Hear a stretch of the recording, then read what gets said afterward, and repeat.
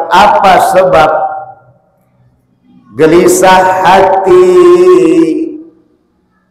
gelisah akal, resah pikiran, resah perasaan, berkehidupan selalu di hadapan, sholat sudah, puasa sudah, gelisah tetap, tak pernah berubah. Apa sebab? Karena kita jauh dari Allah, tak dekat kita dengan Allah. Maka inilah surah Al-Baqarah 186 menyatakan, wa idza sa'alaka ibadi anni fa inni qarib. Kalau ditanyakan kepada engkau ya Muhammad tentang di mana aku hamba-hambaku, katakanlah aku ini dekat. Fa inni qarib ujibu da'watad da'i, ku jawab segala doa-doa, permintaan-permintaan yang diminta oleh hambaku. Idza da'an, makanya pas waktu bermohon, falyastajibuli, makanya penuhi segala yang kuperintahkan padamu. Cemana kita mau minta doa kita dikabulkan Bangda kalau kita sendiri tak mengabulkan permintaan Allah? Dan permintaan Allah ini tiada untung bagi Allah bila dikerjakan, tiada rugi bagi Allah bila ditinggalkan. Yang untung itu siapa? Kita. Yang rugi itu siapa? Kita. Halo sahabat semuanya, salam giat. Berjumpa di channel al.andawi.andi. Jangan lupa klik tombol subscribe dan nyalakan loncengnya ya. Terima kasih. Astaghfirullahaladzim. Astaghfirullahaladzim. Astaghfirullahaladzim. Astaghfirullahaladzim. Allahumma salli ala ilahi anta maqsudi wa ridaka matlubi hadini marmati.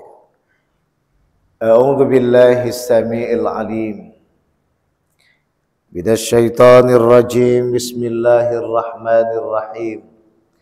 Assalamualaikum warahmatullahi wabarakatuh.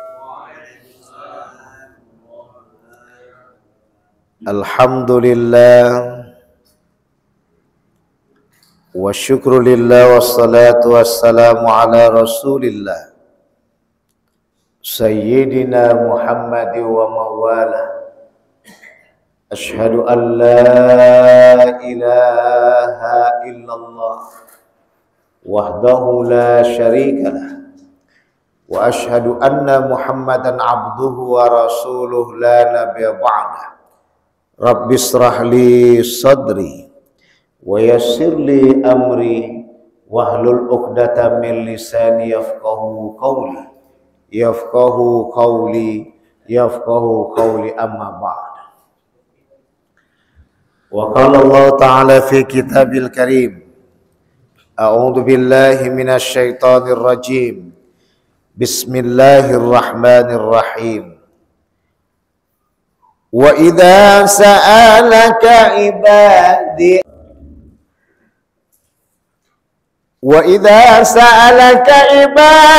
anni fa inni qarib ujibu da'watad da'i idza da'an falyastajibu li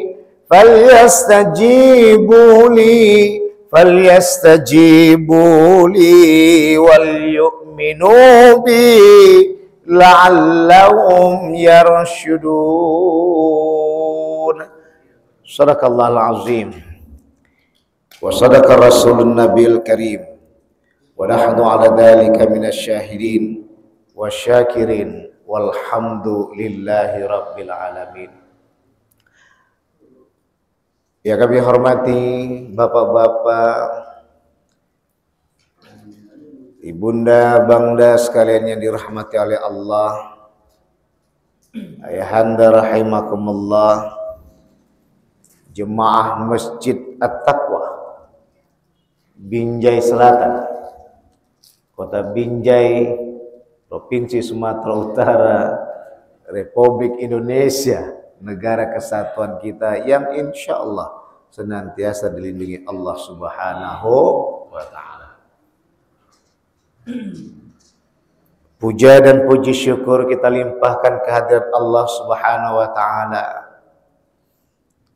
Pada kesempatan kali ini di 18 Sya'ban 1444 Hijriah, 10 Maret 10 apa 9? 10 Maret 2023 Miladiah. Alhamdulillah Allah pertemukan kita kembali, khususnya bagi saya setiap jadwal bulanannya, setiap bulannya dalam mengupas kajian ketauhidan kepada Allah Subhanahu wa Ta'ala. Salawat dan salam pada baginda besar Nabi Muhammad sallallahu alaihi wasallam. Beliau adalah salah seorang dari ulul azmi yang terutama dalam tekadnya, azam. Ini kalau udah azam nih Pak, Bang, datang 1000 cewek cantik pun Bang tak goyang iman Abang. Abang akan berkata, istrikulah yang paling cantik. Ini azam. Kalau udah pasang azam, tekad kita kuat, maka dikatakanlah ulul azmi, yang tekadnya sangat kuat, sangat utama. Ulul itu keutamaan, paling utama. Dari mulai Nabi Nuh 980 tahun Pak. Tahu Ustaz berapa jemaahnya? 80 orang. 980 tahun beliau berdakwah, itu berdakwah. Belum lagi umur belum berdakwah, jangan-jangan 1000. 980 tahun berdakwah cuma 80 orang umatnya. Itulah makanya datang banjir, tenggelam semua habis. Lanjut dengan Nabi Ibrahim, lanjut dengan Nabi Musa, lanjut dengan Nabi Isa, lanjut dengan Nabi Muhammad sallallahu alaihi wasallam. Nanti lain waktu kita kupas ini. Maka disinilah Nabi Muhammad ketika kita kembali kepada dirinya sebagai sokoh guru kita, bahkan mengalahkan orang tua kita, siapapun dia, tokoh-tokoh agama dan negara di dunia ini, Nabi Muhammad lah yang ditempatkan nomor 1. Itulah yang juga yang dicantum oleh Michael Hart di dalam 100 tokoh di dunia. Nabi Muhammad SAW berada di nominasi pertama. Apa sebab? Sesuai namanya, bersemayam keterpujian dalam dirinya Bunda. Dan kesempurnaan itu diperoleh ketika beliau di Isra wal Mi'rajkan. Di saat itulah beliau juga menyatakan setelah pulang Isra wal Mi'raj, dikukuhkanlah bulan ini, bulannya Nabi Muhammad, Sya'ban. Maka kemarin malam nisfu Sya'ban adalah malam rindunya Nabi Muhammad sallallahu alaihi wasallam. Rindu pingin Mi'raj lagi, rindu pingin Isra lagi. Maka disitulah kerinduan itu ditanamkan setiap malam nisfu Sya'ban. Malaikat pun turun, terbukalah tadi pintu langit. Maka siapa-siapa yang bermohon kepada Allah, Diberikan kita juga kemarin amalan untuk yasinan 3 kali. Kenapa? Yasin itu nama lain dari Nabi Muhammad sallallahu alaihi wasallam. Inilah makanya kenapa kita semua membawa yasinan. Karena Nusantarani dulu diawali masuknya dengan orang-orang pecinta Rasulullah yang mengajarkan cinta kepada Allah. Makanya kita selalu kerap dalam melakukan yasinan itu yang dibawa oleh kaum tua. Bukan apa-apa, tiada yang memang dalam kaji untuk anjuran. Ini yang disebut dalam kajian tafsir disebut living Quran. Sesuatu yang tak ada secara konkret, secara nyata, diberadakan oleh orang tua dulu dengan diisi baca-baca Yasin dengan surat-surat pendek. Inilah yang menjadi bagian tradisi untuk dapat kita mau tak mau menggalang persatuan setiap minggu, setiap Jumat. Yang kedua, mengajarkan bagaimana masyarakat hafal Quran melalui surat-surat pendek. Ditambah lagi dengan cinta asma. Makanya zaman dulu 99 asmaul husna itu tak lepas. Awak malu kalau tak hafal. Sekarang udah biasa. Ini dia. Ini yang disebut dengan bagian tradisi keislaman yang dibangun oleh Muslim Nusantara. Jadi tiada dibilang dia sebagai bid'ah. Karena ini menunjukkan cinta Rasulullah. Karena kata Rasulullah pun, kata Jibril alaihissalam kepada Rasulullah, barang siapa yang menjalin hubungan pada engkau ya Rasulullah, dia telah menjalin hubungan kepada Allah Subhanahu wa taala, surga tempatnya. Man shalla alaika sallallahu alaihi. Makanya kita sebut Allahumma sholli ala sayyidina Muhammad. Kali logikanya kemana?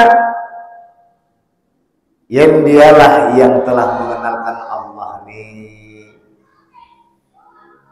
Maka ketika kita tempatkan tadi orang tua kita kalah, tokoh agama, tokoh negara kita pun kalah, maka di situ yang ditempatkan ketika kita benci kepada orang tua kita karena ketidakadilannya.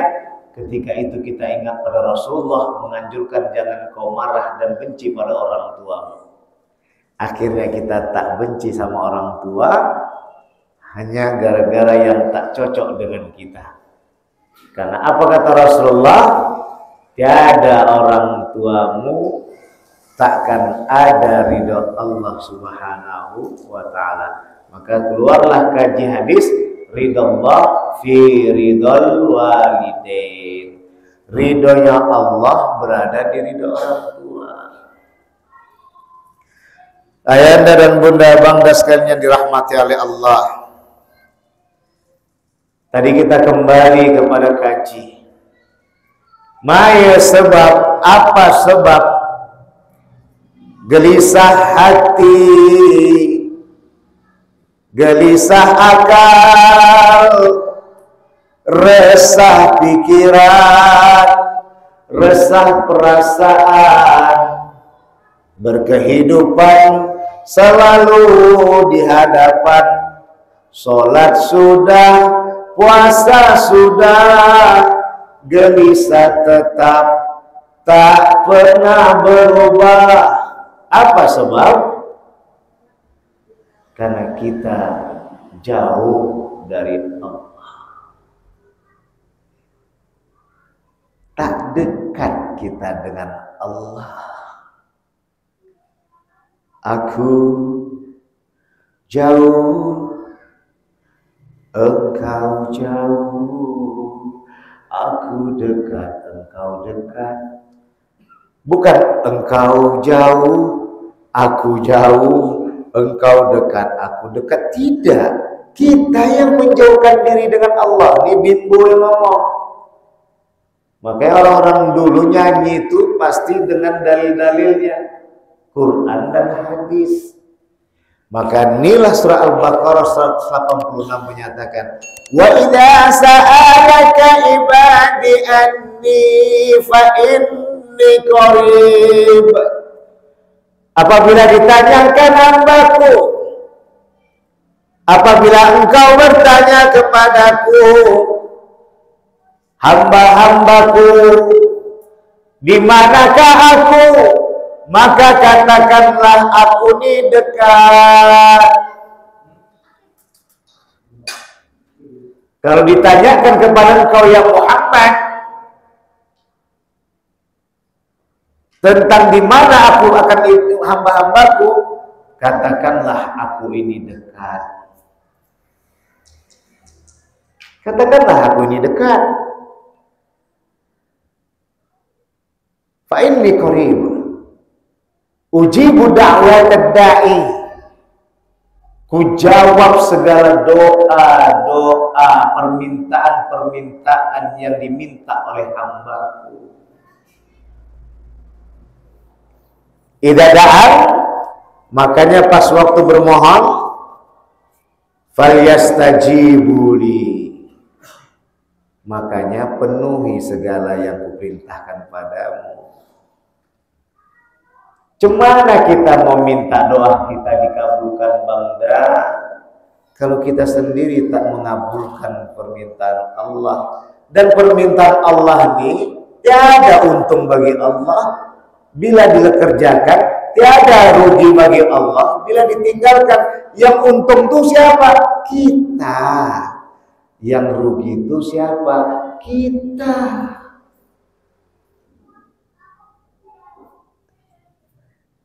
Karena Allah itu mukhalafatu lil hawadithi. Allah itu berbeda dengan yang baharu. Kalau udah berbicara tentang berbeda dengan baharu, lepas sudahlah. Jangan samakan Allah itu kalau mengatakan ya Allah fawqa aydihim, tangan Allah itu berada di tangan mereka. Padahal mulai dibayangkanlah tadi, tangan Allah, tanganku 1, 2, 3, 4, 5 jari. Oh beginilah tangan Allah tadi ya. Jangan, berarti tak masuk kaji tauhidnya. 20 sifat Allah nih diantaranya adalah itu tadi, mukhalafatu lil hawadith. Allah tuh berbeda dengan baharu.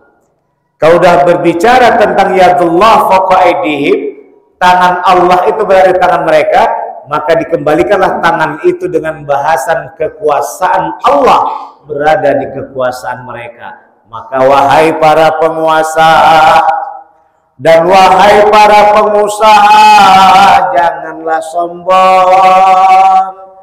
Itu semua kuasa tahta, kuasa harta dari Allah yang Maha Kuasa. Masya Allah, cabut Allah sekejap hilang kekuasaan tadi.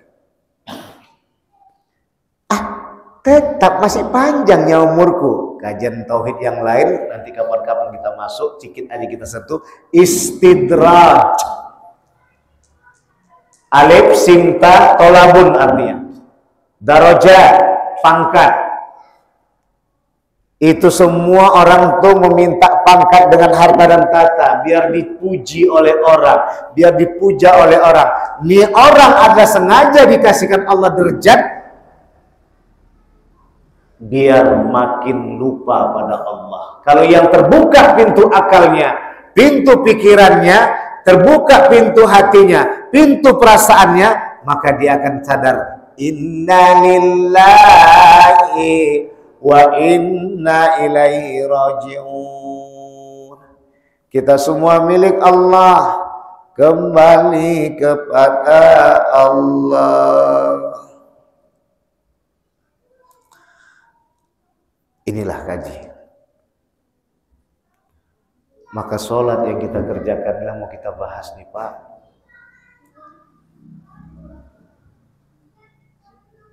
Makanya kalau kita mau doa kita dikabulkan Allah, penuhilah permintaan Allah. Wahai permintaan Allah tuh, apa permintaan Allah tuh? Penuhilah segala perintahnya. jauhilah segala larangannya. Dan semua itu adalah untung di kita kalau kita kerjakan, rugi di kita kalau kita tinggalkan. Tiada rugi di Allah kalau tak kita kerjakan, tiada untung di Allah kalau kita kerjakan. Itulah tadi kaidah dari mukhalafatu lil hawadisi. Allah tuh berbeda dengan yang baharu. Kenapa? Baharu ini ihtiyadu li ghairi. Allah tidak berbutuh kepada selain dia. Kenapa? Allah tuh qiyamuhu binafsihi, berdiri dengan sendirinya. Wal yu'minu bi. Cukup kita dengan sholat gitu saja.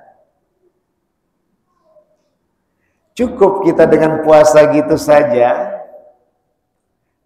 Cukup kita mengerjakan perintah Allah gitu saja. Tidak. Wal yu'minu bi. Dengan keyakinan itulah yang kuharapkan kepada diriku, kata Allah.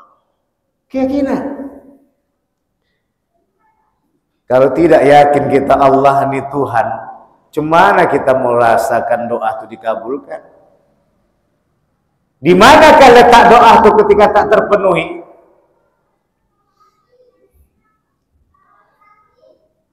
Maka ketika waktu tak terpenuhi itu kita sadar diri, ya Allah, kemarin aku saja bersadar bahwa aku pernah terpikir di dalam hatiku, dalam akalku, terperasaan aku, kalau aku jadi orang kaya, aku akan membangga-banggakan diriku di sekitar lainnya. Allah sayang sama kita. Allah sayang sama kita semua. Tak Allah bagi harta tu, tak Allah bagi tahta tu. Kenapa? Bisa jadi nanti kita seperti Tha'labah.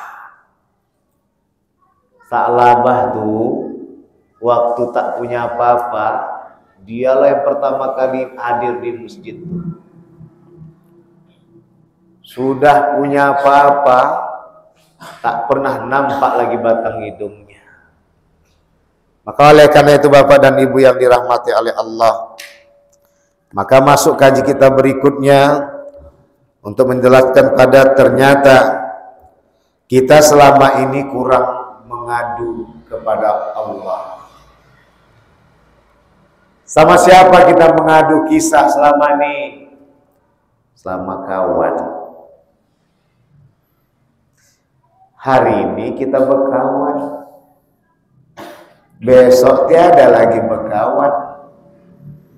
Barulah diumbarkannya cerita yang pernah kita ceritakan pada dia. Jadi maya kita kadukan, apa yang kita kadukan, untuk apa kita kadukan, maka kadukanlah kepada Allah. Dari mana mengadukan kita kepada Allah tadi akan resah kita, Ustaz? Kemana lagi kalau bukan sholat? Ya ayyuhalladzina amanu ista'inu bis-sabri was-salah. Hai orang-orang yang beriman, mohonlah pertolongan kepada Allah melalui sabar dan sholat. Inna Allah ma'as-sabirin. Sesungguhnya Allah itu mencintai orang-orang yang sabar. Itu kata Rasulullah, kalau sabar itu disosokkan dengan manusia, dialah pemuda yang gagah. Amba tadi belum berceramah, Bang, dan ceramai diri. Bawa pelan-pelan mobil tadi. Jangan sampai otak sabar ngerapi jalan. Ternyata memang sabar itu indah. Sabar itu membuat kita dewasa. Sabar itu membuat kita bisa seksama menghadapi hidup di dunia ini. Makanya Allah kasihkan kunci-kunci sabar kepada kita dengan kesejukan. Maka digandengkan dia bis-sabri was-salah. Udah sabar ayah anda tadi opung nih, Maka opung tadi ini dilanjutkan dengan sholat. Sholat itu artinya adalah jalinan. Kalau bahasa orang tua dulu, masa opung dulu, hablum minallah. Menjalin tali kasih dengan Allah. Apa yang dijalinkan Ustaz? Bincang-bincanglah kita kepada Allah. Makanya hamba selalu mengawali itu, walaupun tak bertarekat kita, nggak ada masalah. Ilahi anta maksudi waridhoka matlubi. Kalau bertarekat lebih bagus lagi. Tapi boleh kita ambil kaji itu. Wahai Tuhanku, Engkaulah tujuanku, ridhomulah yang kupinta. Maya ridho tuh Pak. Apa ridho tuh Bang? Kalau udah Allah ridho, sedikit pun bisa jadi bermanfaat besar. Kalau Allah tak ridho, banyak pun tak ada guna. Begaduh aja sama bini, begaduh saja sama laki. Tapi sedikit bisa saling bermesraan, berpeduli. Tengok nanti kalau udah berdua-dua kita sibuk.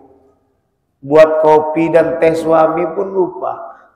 Tapi kalau udah nanti atasan yang memerintahkan, takut kali kalau terlambat pergi ke kantornya.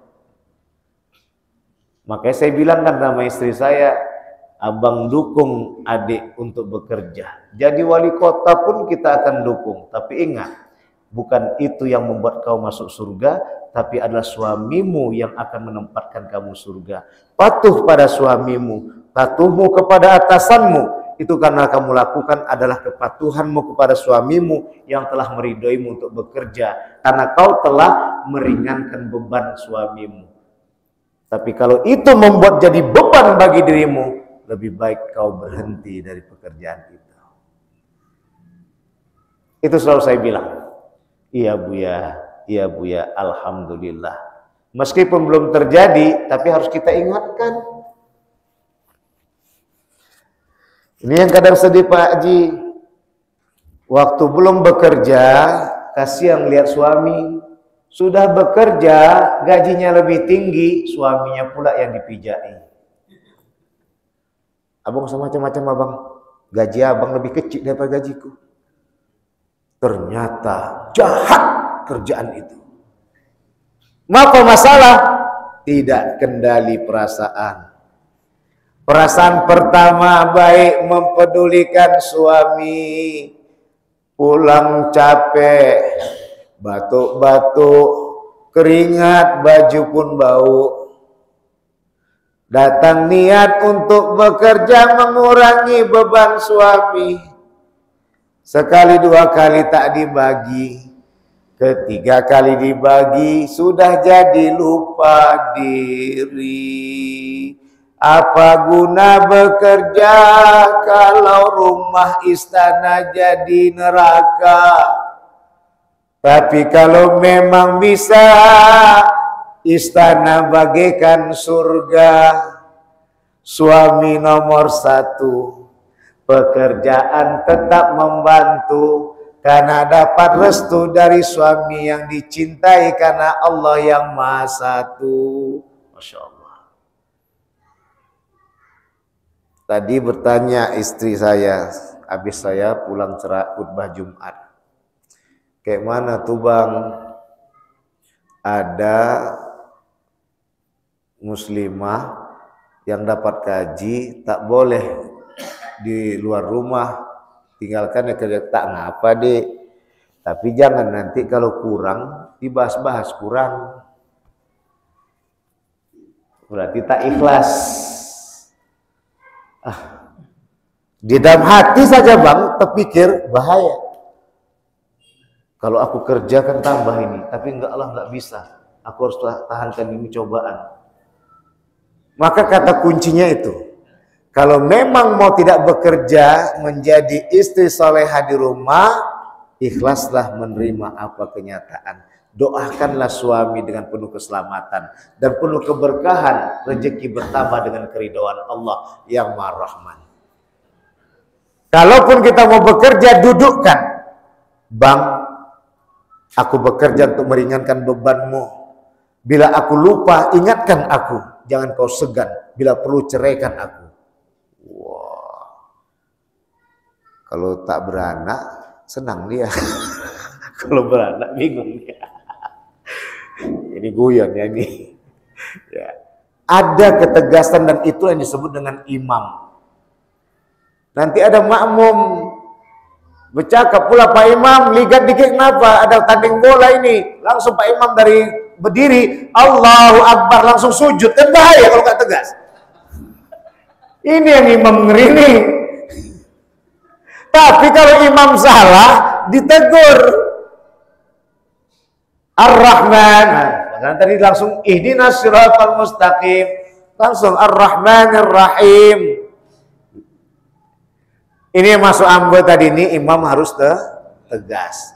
Bapak dan Ibu Abangda yang dimuliakan oleh Allah, inilah kaji utamanya. Kita tak mengakui bahwa kita selama ini sholat itu berbincang dengan Allah. Makanya Abangda tadi ngapor pada Allah, terutama kata Rasulullah, sujud terakhir telah minta padanya. Kerahkan dalam hati. Tak usah diungkapkan di lidah. Ungkapkan semuanya. Tetes air mata boleh, Ustaz, batal? Tidak. Siapa yang sanggup menahan badan ini? Badan ini juga anggota ciptaan Allah. Semuanya nanti bercakap. Makanya nanti dilangsungkan. Pas waktu kita di akhirat, ini jari ini bercakap. Mana bisa kita berbohong?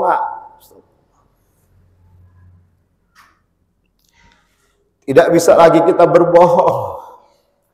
Kajian itulah yang membuat kita takut untuk berbohong. Karena semua kulit dan semua ini akan bercakap.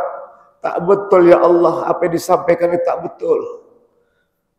Aku selalu menyaksikan bagaimana dia memukul kucing, memukul kambing, mengapa segala sebagainya. Aku yang menyaksikan. Ini mulut tertutup rapat. Inilah yang membuat kita selalu, dan itulah orang yang sabar, yang mendapat gelar dewasa, yang disebut oleh Rasulullah, rijalun karimun. Pemuda yang mulia. Yang ketiga, Abangda, Ayanda, Bunda yang dirahmati oleh Allah. Ketika kita sudah berbincang-bincang kepada Allah, masuklah kaji di mana letak kita mengadu kepada Allah tuh. Banyak kupasan, tak terkupas kita malam ini. 3 aja kita bahas. Yang pertama adalah berdiri. Berdiri itu adalah ketaatan kita kepada Allah yang Maha Suci. Tidak pernah kita menggeser sana, menggeser sini.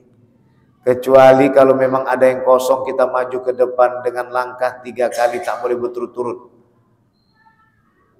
1, 2, 3. Ada yang modelnya 1, 2. Jangan 1, 2, 3. Ya, itu lomba lari namanya. Jadi ada adab di situ. Dan itu datang untuk tidak memutuskan saf.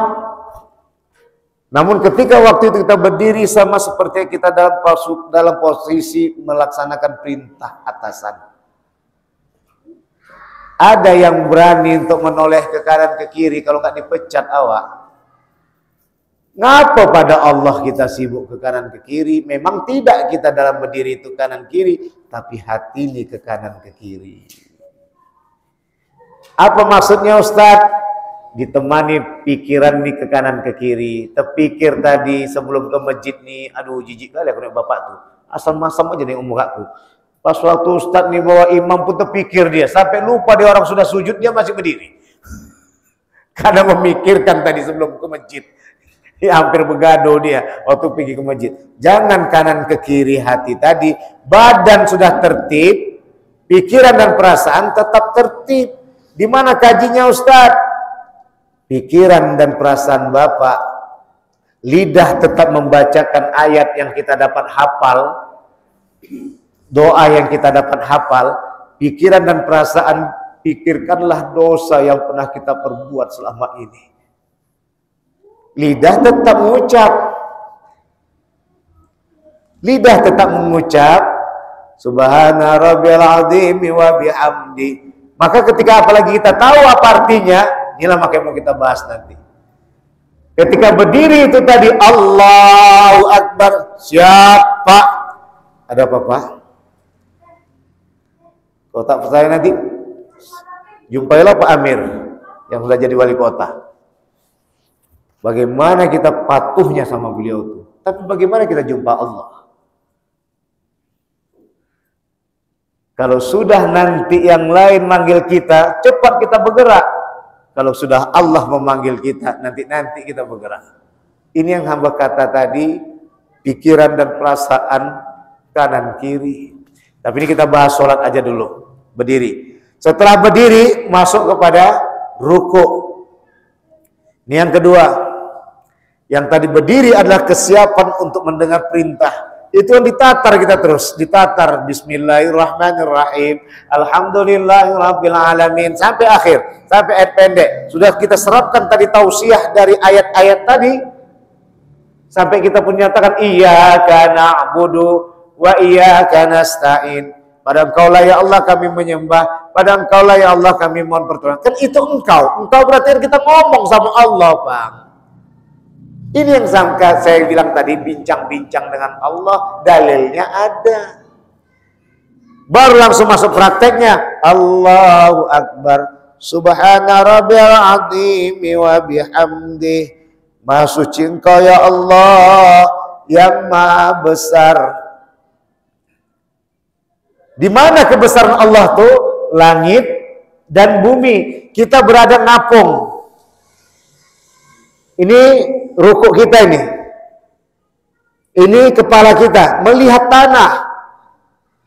Ketika kita ditatar tadi, Maha suci Engkau ya Allah yang maha besar.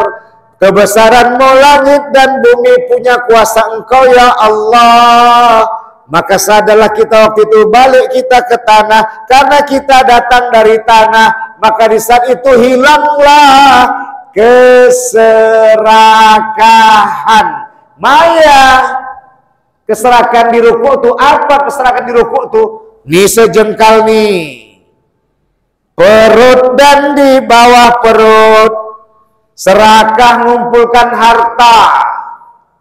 Padahal meninggal tak bawa apa-apa, cuman kain kapan. Serakah untuk berbini lagi. Kenapa dikatakan serakah? Satu saja belum adil, nak nambah dua. Inilah orangnya namanya serakah. Satu saja belum habis, udah nambah lagi satu lagi. Ini yang kita bahas yang lalu. Kurang belum cukup, cukup belum puas. Inilah manusia ini. Inilah sejengkal, inilah makanya kita ditatar sejengkal ini dengan ruku. Intinya ruku itu obat serakah, obat rakus. Kalau orang yang rukuknya membatin, maka menetes air matanya ketika hal yang lalu-lalu pernah dia melakukan kerakusan.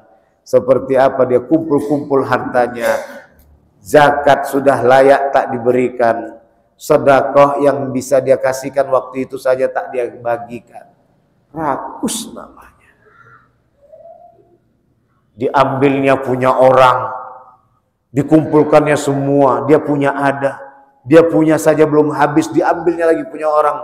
Masya Allah, nilai yang serakah. Makanya kalau muncul pertanyaan, kenapa Ustadz banyak yang kawan-kawan tuh sholat rajin, penguasa dia, pengusaha dia, tapi rakus juga?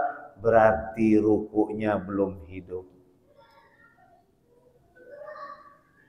Jadi ruku itu ternyata obat mengobati penyakit rakus dan serakah. Yang ketiga adalah sujud. Sudah rakus, penyakit yang lain adalah sombong. Maka sombong tadi subhana rabbiyal a'la wa bihamdi. Maha suci Allah yang maha tinggi, puja-puji bagi Allah. Kenapa? Karena pikiran inilah yang di dalam akal ini selalu sombong. Karena mungkin berkawan sama dekat langit, di atas terus tempatnya. Kan di atas terus tempatnya. Ini kan akal ini kan di atas. Nggak ada orang yang kepala di bawah, kaki ke atas jalan. Makanya itu selalu 5 waktu dilakukan dia untuk sujud. Keningnya menempel ke tempat sujud. Hidungnya nempel ke tempat sujud. Mulutnya mengatakan di tempat sujud, Subhana rabbil a'la wa bihamdi, seakan-akan sumpah di situ mengatakan, Maha suci Engkau ya Allah yang Maha tinggi, puji bagimu ya Allah. Jadi saksi tanah ini mengatakan itu. Maka di saat itulah akal nih akan sadar yang selama ini mengatakan kalau tiada aku tak bisa Ustadz selalu ngisi di masjid ini. Ambo pernah terbilang kan Ustadz masuk di, nggak usah saya sebutlah TV-nya tadi ya. Berapa TV rupanya di sini siaran. Ustadz banyak kali yang masuk di TV ini terkenal. Ambo kata, tak bapak panggil pun saya nggak apa-apa. Saya Allah yang kenalkan saya, Allah yang jatuhkan saya. Besok tak dipanggil lagi nggak ada masalah. Itu yang hamba tak suka. Berapa Ustadz dah bapak bilangan kayak gini. Inilah yang tadi sombong. Lupa bahwa semua itu adalah dilakukan karena Allah. Kalau sudah karena Allah, kesombongan tadi akan hilang, dan itulah yang ditempa dari sujud kita. Mudah-mudahan 3 hal ini dapat membuat kita hidup dengan menghidupkan sholat ini. Insya Allah di Ramadan nanti kita akan menikmatinya. Kalau sudah tadi kita sudah sholat hablum minallah bagus, makalah hablum minan nas. Dengan apa dia? Dengan kita berbagi sedekah dan berbagi buka puasa. Pada Allah mohon ampun, pada Bapak dan Ibu sekalian, akhir kalam, wassalamualaikum warahmatullahi wabarakatuh.